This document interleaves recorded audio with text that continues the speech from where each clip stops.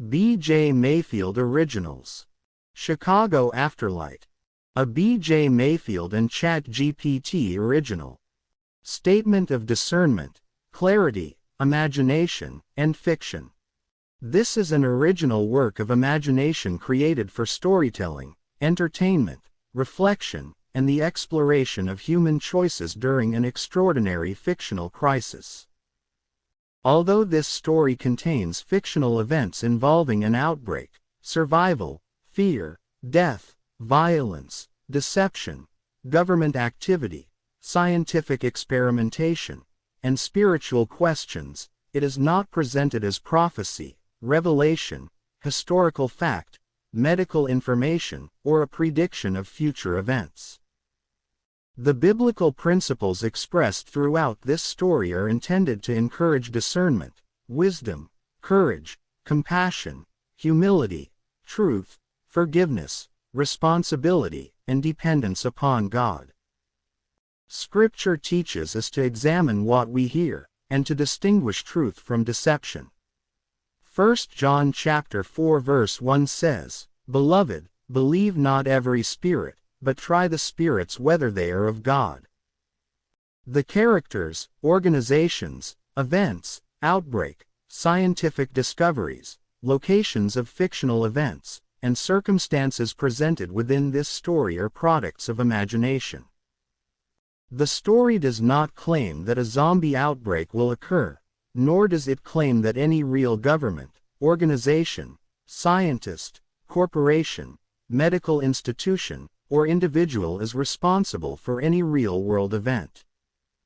The central spiritual foundation of this fictional story is that human beings are capable of making terrible choices, but God remains sovereign, truth remains valuable, love remains powerful, and courage does not require the absence of fear. James chapter 1 verse 5 teaches that if anyone lacks wisdom, they should ask God, who gives generously. That principle will guide our characters throughout this journey. When fear says run, they must learn when to stand. When anger says destroy, they must learn when to forgive. When deception says believe everything you hear, they must learn to seek truth.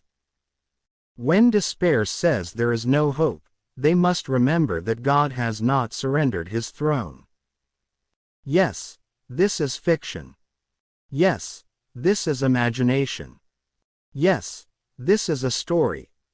But the questions it asks about humanity, responsibility, leadership, faith, fear, truth, forgiveness, and hope are very real. Age-appropriate disclaimer. Chicago Afterlight is intended for mature teenage audiences and adults. The series contains fictional depictions and discussions of a catastrophic outbreak, infected human beings, danger, death, grief, frightening situations, violence, survival situations, emotional distress, scientific experimentation, conspiracy, betrayal, and difficult moral decisions. Some scenes may be frightening or emotionally intense. The story will avoid unnecessary graphic gore and will focus more heavily on suspense, character development, survival, consequences, mystery, faith, and the human struggle to preserve hope. Parents and guardians should use their own discretion when determining whether the material is appropriate for younger listeners. Introduction. When Chicago went quiet. Chicago had survived storms. Chicago had survived fires. Chicago had survived blizzards, violence, corruption, economic hardship, political battles, personal tragedies, and generations of people being told that their neighborhoods were already lost. Chicago had always found a way to keep moving. Then one morning, people stopped moving. At first, nobody understood what was happening. Emergency rooms began filling with patients suffering from a mysterious illness. Police officers were dispatched to disturbances that became increasingly difficult to explain. Hospitals stopped answering their phones. News broadcasts contradicted one another. Social media became a battlefield of rumors, videos, warnings, accusations, and fabricated stories. Some people said it was a virus. Others said it was chemical exposure. Some claimed it was terrorism. Others blamed the government. Some believed it was an accident. Others insisted it had been planned. And while everyone argued about the explanation, something much more important was happening. People were changing. The sick were becoming violent. The dead were no longer behaving like the dead. And Chicago was beginning to understand a terrifying truth. The greatest danger was not simply the infected. It was the fact that nobody knew why this was happening. On the west side of Chicago, Brother Jesse Carnell Mayfield, known to most people simply as BJ, wanted absolutely nothing to do with leadership. He did not want to be responsible for dozens of lives. He did not want people asking him what they should do. He did not want to decide who could leave, who should stay, when they should move, or whether a dangerous person should be trusted. He especially did not want anyone calling him their leader. But leadership has a strange way of finding people who never asked for it.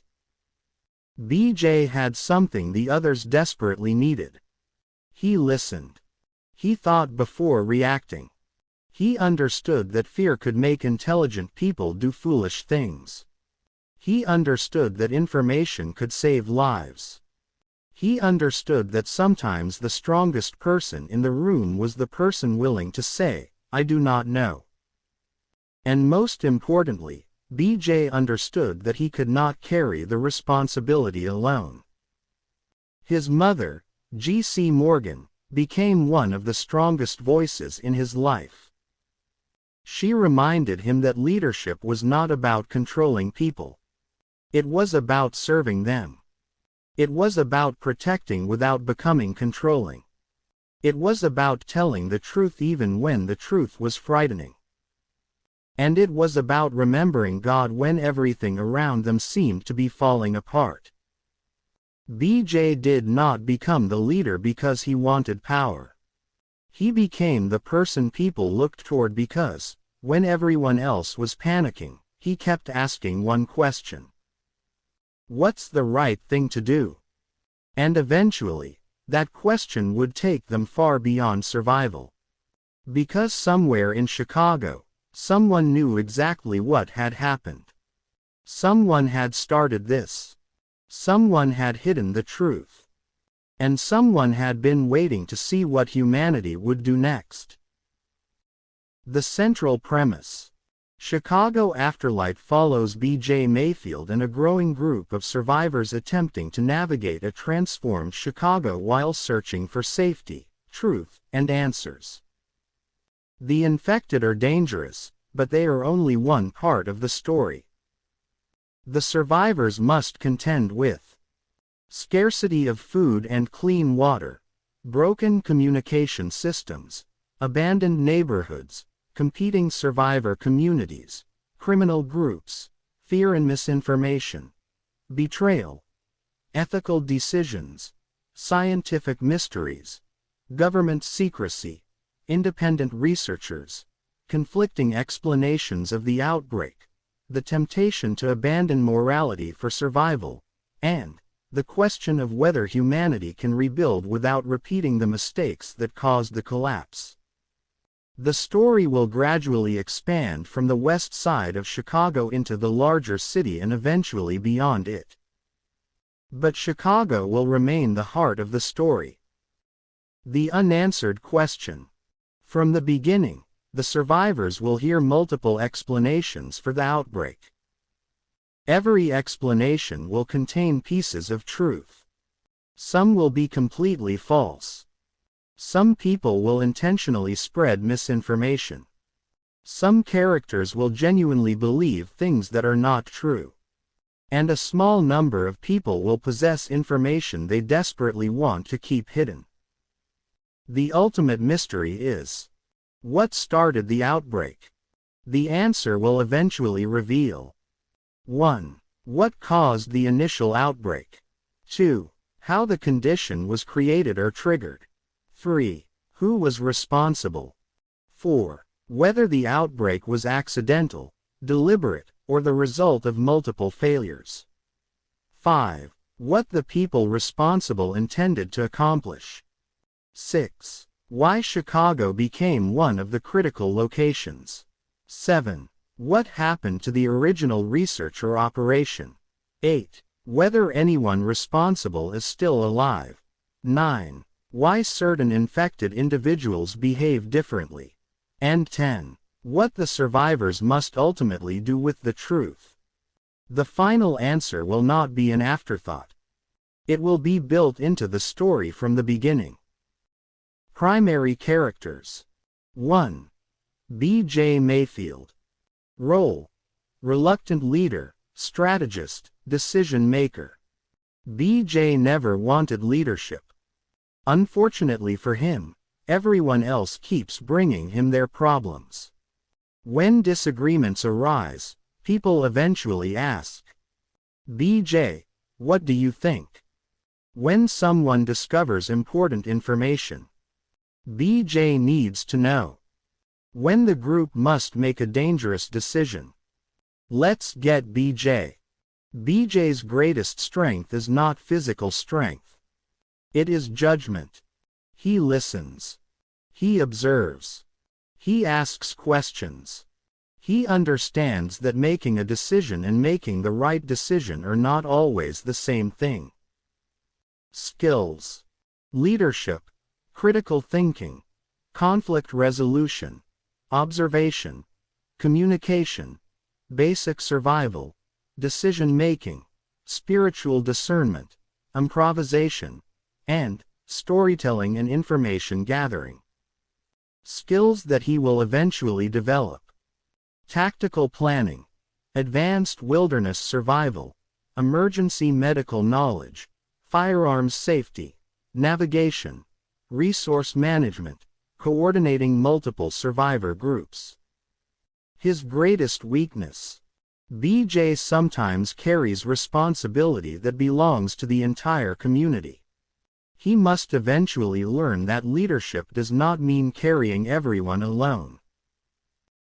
2. G.C. Morgan. Role: mother, counselor, moral anchor. G.C. Morgan is B.J.'s mother and one of the few people who can look directly at him and tell him when he is wrong. She understands her son's heart better than almost anyone. She refuses to worship survival at the expense of humanity. G.C. Morgan repeatedly reminds the survivors that staying alive and living rightly are not necessarily the same thing. Her skills: emotional intelligence, cooking, food preservation, community organization, conflict mediation, first aid, encouragement, practical wisdom, reading people, and spiritual counsel. Skills that she will eventually develop: herbal knowledge, emergency preparedness, resource preservation, teaching survival skills, and coordinating community care. Her greatest strength: she can remind frightened people that they are still human. 3. Grace Carter. Role: communications and information specialist. Grace understands technology, communication systems, recording equipment, and information networks. Before the collapse, she understood how quickly misinformation could spread. After the collapse, she discovers that information may be more dangerous than weapons. Her skills: radio communication, audio recording, video documentation, computer systems, information organization, social media knowledge, signal analysis, and research. Skills that she will eventually develop: amateur radio operations, electronic repair, signal tracking, emergency communications, and digital forensics. Grace becomes obsessed with one question. Why did the official information change so many times during the first 72 hours? 4. Daniel Brooks. Role: chaplain, crisis counselor, protector. Daniel is calm when other people are losing control. He understands grief, fear, anger, and spiritual confusion. He does not pretend to have every answer. Instead, he teaches people that faith does not require pretending that suffering does not exist. His skills: crisis counseling, first aid, de-escalation, physical fitness, community support, public speaking, and emergency response.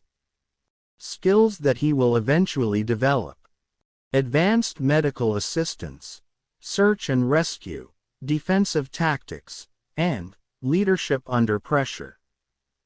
Daniel becomes one of BJ's most trusted voices. 5. Marcus Reed. Role: mechanic and transportation specialist. Marcus knows machines. If something has an engine, wheels, wires, gears, or an unreasonable attitude, Marcus wants to understand it. He becomes responsible for keeping transportation operational. His skills: automotive repair, electrical repair, welding, mechanical improvisation, vehicle recovery, and fuel management. Skills that he will eventually develop: generator maintenance, heavy equipment operation, fabrication, and solar power systems. 6. Nia Thompson. Role: emergency medical technician. Nia becomes one of the most important members of the group. She knows the difference between an injury that can wait and an injury that cannot. She also becomes increasingly interested in the medical mystery surrounding the infected. Her skills: emergency medicine, trauma response, patient assessment, medical documentation, and infection control. Skills that she will eventually develop: advanced emergency procedures, epidemiological investigation, laboratory procedures, and medical research. Nia is one of the first people to realize that the outbreak does not behave exactly like an ordinary infectious disease. 7. Malachi Mal Carter. Role: scout and security specialist. Mal knows Chicago's streets. He knows how quickly familiar neighborhoods can become unfamiliar. He is cautious, suspicious, and sometimes frustratingly blunt. His skills: urban navigation, scouting, situational awareness, defensive tactics, tracking, and risk assessment. Skills that he will eventually develop: advanced reconnaissance, group protection, wilderness navigation, and long-range observation. His greatest struggle will be learning that not every stranger is an enemy. 8. Tessa Williams. Role: food and agriculture specialist. Tessa understands that ammunition eventually runs out. Food does not magically appear. Clean water does not magically appear. Communities survive through planning. Her skills: gardening, food preservation, cooking, water conservation, and resource management. Skills that she will eventually develop: urban farming, seed preservation, livestock care, and sustainable agriculture. 9. Eli Turner. Role: young inventor and problem solver. Eli is intelligent, curious, and constantly taking apart things he probably should leave alone. Sometimes he creates solutions. Sometimes he creates new problems. Occasionally he does both at the same time. His skills: electronics, improvisation, engineering, problem solving, and mechanical experimentation. Skills that he will eventually develop: communications repair, power systems, water purification systems, and scientific analysis. 10. Dr. Elena Vasquez. Role: medical researcher. Elena appears much later in the story. She possesses information that changes everything. She knows the outbreak was not as spontaneous as everyone believed. But she also knows that revealing everything too quickly could put thousands of people in danger. Her skills: virology, laboratory research, medical analysis, scientific documentation, and epidemiology. Her greatest secret: Elena knows the name of the project connected to the earliest outbreak. She has spent years trying to determine whether the people who created it intended for it to become what it became. 11. Jonah Price. Role: former emergency management coordinator. Jonah understands disasters from an institutional perspective. He knows how cities are supposed to respond to catastrophes. He also knows what happens when those systems fail. His skills: emergency planning, logistics, government procedures, evacuation planning, resource distribution, and crisis coordination. His greatest secret: Jonah received an emergency communication before the public was informed that anything was wrong. He has never told BJ exactly what that message said. 12. The unknown architect. Identity: unknown. Status: unknown. Role: central mystery. For much of the series, the survivors will not know whether this person exists. Some believe the architect is a scientist. Others believe it is a government official. Others believe it is a corporation, organization, or group of people. The truth will be far more complicated. The architect represents the human mind behind the outbreak mystery. The identity will remain hidden until the story has earned its revelation. The skill evolution of the series. Nobody begins as a perfect survival expert. That is intentional. The characters will learn. They will fail. They will make mistakes. They will teach one another. They will lose people. They will discover strengths they never knew they possessed. The community will gradually transform from frightened survivors into people capable of rebuilding.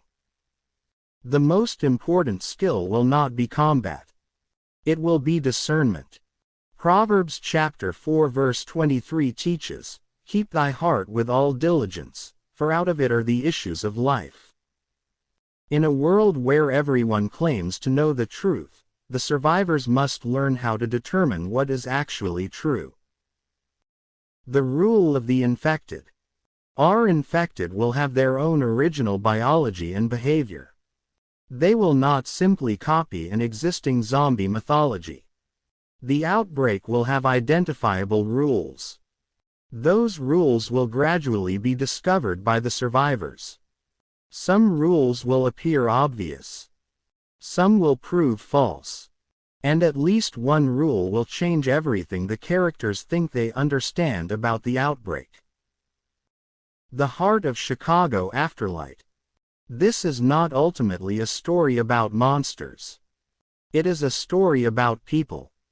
It asks, what happens when nobody is coming to save you? What happens when the person you trusted betrays you? What happens when telling the truth could endanger your community? What happens when survival requires cooperation with someone you hate? What happens when revenge feels easier than forgiveness? What happens when fear becomes more contagious than the outbreak? And what happens when a reluctant man named B.J. Mayfield realizes that leadership is not about being the strongest person in the room? It is about being willing to serve when everyone else needs someone to stand. Jesus teaches in Mark chapter 10 verse 45 that the Son of Man came not to be served, but to serve. That principle will become one of the quiet foundations of BJ's leadership. Our promise to the audience. The story will never forget that it is fiction. It will never use the Bible as a weapon against people. It will not portray faith as a magical shortcut that removes every consequence. The characters may pray and still suffer. They may believe and still be afraid. They may trust God and still make mistakes. They may lose people they love. But through all of it, they will continue learning that darkness does not get the final word. Because this story has two mysteries. The first is, what caused the outbreak? The second is, what will humanity become after it discovers the truth? And those two questions will eventually collide. Chicago Afterlight. When the city went dark, survival became the first question. Truth became the second. Faith became the test. And humanity became the mystery. The story begins now. Chicago Afterlight. Chapter 1. The morning everything changed. Chicago, Illinois, 6:17 a.m. B.J. Mayfield woke up before his alarm. That almost never happened. He opened his eyes and stared at the ceiling. For a few seconds, everything seemed normal. The room was quiet. The morning light had barely begun entering through the window. Somewhere outside, a vehicle passed along the street. A bird made enough noise to remind him that Chicago had never really been silent. B.J. reached for his phone. No alarm. 6:17. He frowned. Something had awakened him. He just did not know what. He sat on the edge of his bed and listened. Nothing. Then he heard it. A siren. Far away. Then another. Then another. B.J. looked toward the window. That's a lot of sirens. His phone vibrated. A message. Then another. Then 5 more. B.J. picked it up. The first message came from Grace. Grace. You awake? B.J. typed back. B.J. Unfortunately. Why? The response came almost immediately. Grace. Turn on the news. B.J. frowned. B.J. Why? 3 dots appeared, then disappeared, then appeared again. Finally. Grace. Just do it. B.J. stood. He turned on the television. The morning news was already broadcasting. The anchor looked uncomfortable, not nervous. Not yet. Uncomfortable. That was different. B.J. watched as footage appeared from downtown Chicago. Police vehicles. Ambulances. Crowds. People running. The footage switched. A hospital entrance. Then another. Then a third. The anchor spoke carefully. We are receiving reports of several incidents involving patients experiencing severe neurological and behavioral symptoms throughout the Chicago metropolitan area. B.J. stared at the television. Neurological. Behavioral. Those words sounded clinical, almost harmless. Then the footage changed again. A man was being restrained by several police officers outside an emergency department. The video was shaky. The audio was worse. The man was screaming. Not words. Just screaming. Then he suddenly became still. B.J. leaned closer. The officers loosened their grip. The man stood. One officer said something. The man turned. And attacked. The camera abruptly moved away. The anchor returned. We want to emphasize that details remain limited. Authorities are asking residents to remain calm and avoid unnecessary travel while emergency personnel respond to what officials describe as an unfolding medical emergency. BJ stared at the screen. Medical emergency. His phone rang. Mom. BJ answered. Hey, Mom. Where are you? Home. Good. Something about her voice immediately changed his posture. What happened? I don't know. Are you okay? I'm fine. Are you sure? Yes. Silence. Then she said, BJ, something doesn't feel right. BJ looked back toward the television. No, it doesn't. 6:29 a.m. BJ called Grace. She answered before the first full ring. You're watching it? Yeah. You saw that video? Yeah. What do you think? I don't know. Grace was quiet. That answer bothered her. You don't know. No. Usually you have something. Usually the world isn't doing whatever this is. Grace exhaled. Fair. BJ walked toward the window. Outside, Chicago looked ordinary. That was the frightening part. People were walking. Cars were moving. A bus stopped. Someone was walking a dog.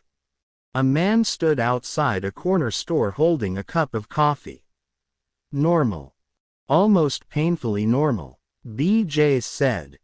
Grace, how widespread is it? I don't know yet. Yet. I'm checking. Checking what? Emergency communications. BJ stopped. How? Radio traffic, public alerts, anything I can get. Can you hear police communications? Some. Anything unusual? Grace hesitated. Yes. What? People are using different descriptions for the same symptoms. BJ slowly sat down. Different descriptions. Some are calling it a medical emergency. Some are calling it a disturbance. Some are calling it violent delirium. One report mentioned cardiac arrest followed by aggressive behavior. BJ looked toward the television. Cardiac arrest. That's what I heard. Anything about the cause? No. Grace lowered her voice. That's what bothers me. What? There should be something. BJ knew exactly what she meant. In an emergency, people wanted explanations. Even bad explanations. Especially bad explanations. But this morning, there seemed to be nothing. No confirmed cause. No confirmed origin. No clear timeline. Just incidents. Everywhere.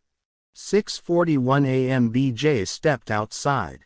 The morning air was cool. Chicago smelled like Chicago. Concrete. Coffee. Exhaust. Food. Rain left over from the previous evening. He looked down the street.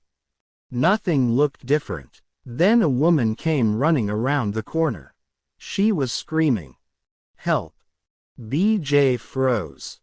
A man was running behind her. At first BJ thought he was chasing her. Then the man collapsed. Hard. The woman kept running. Someone else stepped into the street. Call an ambulance. BJ reached for his phone. He dialed emergency services. The call did not connect. He tried again. Nothing.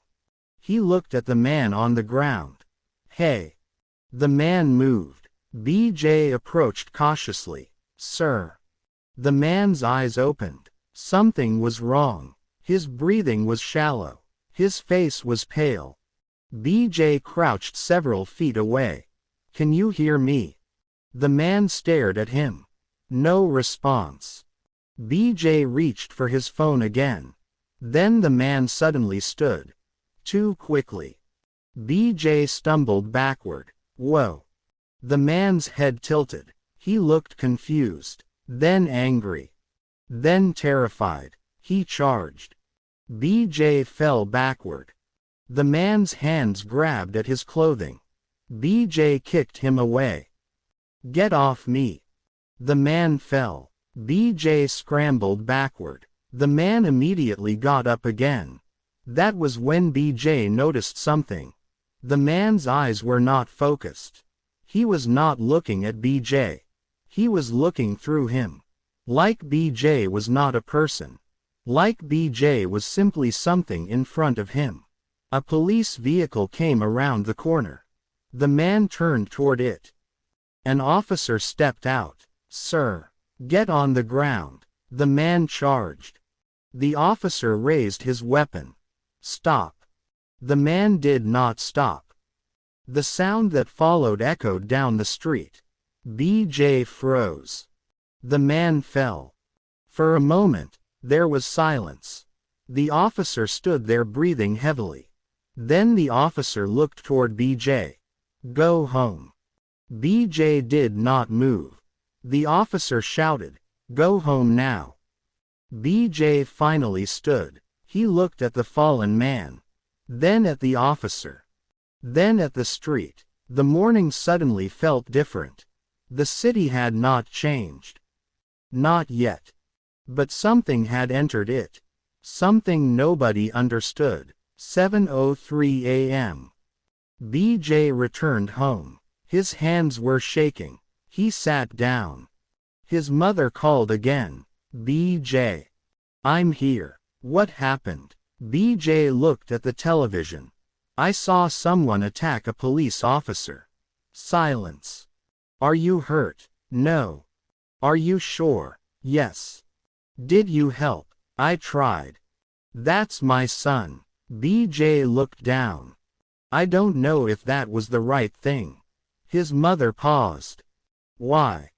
Because I almost got hurt. Helping someone doesn't mean you stop using wisdom. BJ looked up. She continued. Jesus told us to be wise. BJ knew what she was referring to.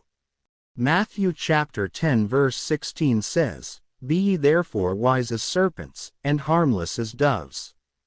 His mother continued. You can have compassion and still have discernment. BJ nodded.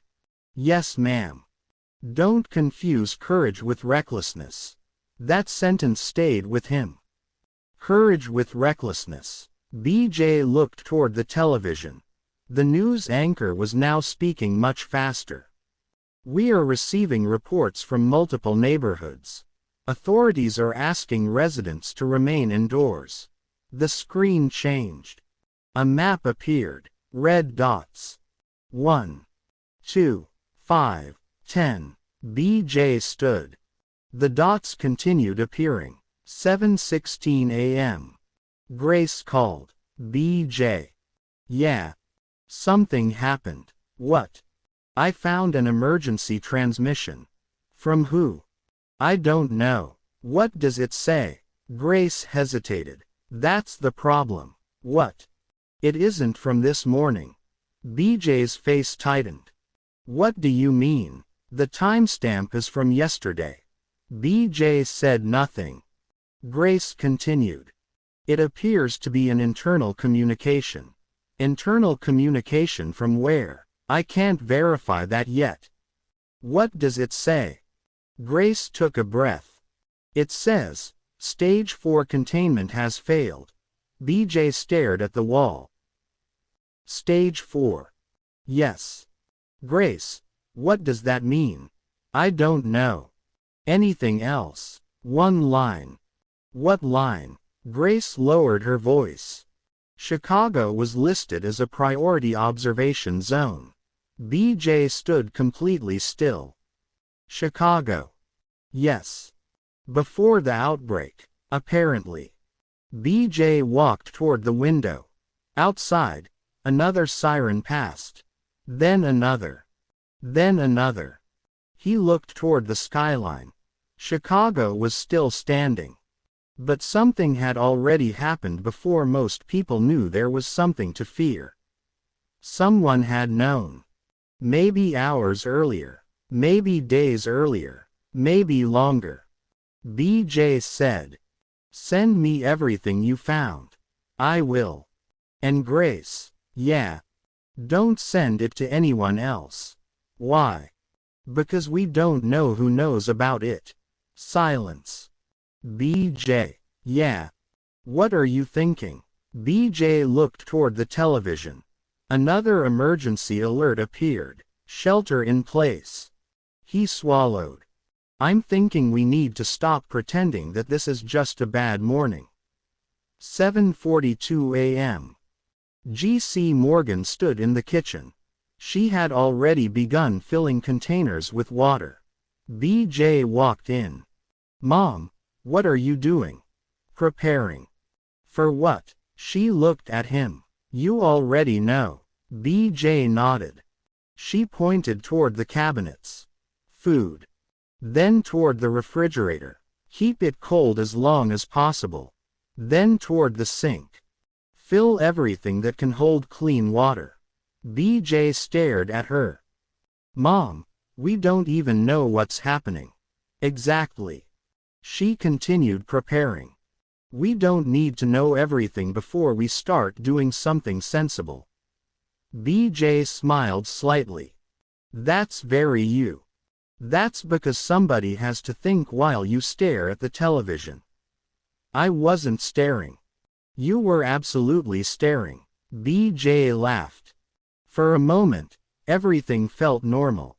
Then the electricity flickered. The refrigerator shut off. The television went black. The room became silent. BJ and his mother looked at each other. Then the television came back. The emergency alert appeared again. But this time there was no sound. No announcement. Just text. Remain indoors. Then. Do not approach individuals displaying aggressive behavior. Then. Do not attempt to provide medical assistance unless trained. Then the final message appeared. BJ read it twice. If an individual ceases respiration and subsequently reactivates, do not approach. BJ's face changed. His mother saw it. What? He pointed. She read the message. Neither spoke. The television went black. 8:01 a.m. The city screamed. Not literally. Not all at once. But in pieces. Sirens. Car horns. Helicopters. People shouting. Dogs barking. Glass breaking somewhere in the distance. BJ stood beside the window. His mother stood behind him. Grace called. BJ answered. Tell me. Grace's breathing was rapid. I found another transmission. What does it say? BJ. What does it say? Grace whispered. They knew. BJ closed his eyes. Who? I don't know. Can you find out? I'm trying. A loud crash came from outside. BJ looked through the window. A car had struck a parked vehicle. The driver stumbled out. Then fell. People nearby moved toward him. BJ shouted. Don't. His mother grabbed his arm. BJ. The man on the street began moving. Too quickly. Someone screamed. People scattered. BJ backed away from the window. His mother looked at him. What do we do? BJ stared at her. For the first time since the morning began, he had no answer. Then he remembered something. Not a survival manual, not a news report, not Grace's transmission. Scripture. Psalm chapter 46 verse 1 says, God is our refuge and strength, a very present help in trouble. BJ took a breath. He looked at his mother. We stay together. She nodded. We pray. She nodded. We don't panic. Another nod. And we don't trust everything we hear. His mother smiled. Now you're thinking. BJ picked up his phone. He called Grace. Then Daniel. Then Marcus. Then Nia. Then Mal. One by one, they answered. One by one, BJ gave them the same instruction. Stay inside. Secure your doors. Fill your water containers. Charge every device. Do not approach anyone displaying violent behavior. Do not trust rumors. Stay connected. And pray. BJ hung up. His mother looked at him. They're going to start asking you what we should do. BJ sighed. That's exactly what I don't want. She smiled. Sometimes the thing you don't want is the thing you're prepared for. BJ looked out the window again. Chicago was changing. He could feel it. And somewhere beyond the streets, beyond the hospitals, beyond the emergency broadcasts and frightened crowds, someone was watching. Someone knew what Stage 4 meant. Someone knew why Chicago had been marked as a priority observation zone. Someone knew why the emergency message had been prepared before the public knew there was an emergency. And someone knew that the first morning was only the beginning. BJ did not know any of that yet. All he knew was that his city was in trouble. His family was here. His friends were here. And people were beginning to look toward him. He whispered, "Lord, please give me wisdom."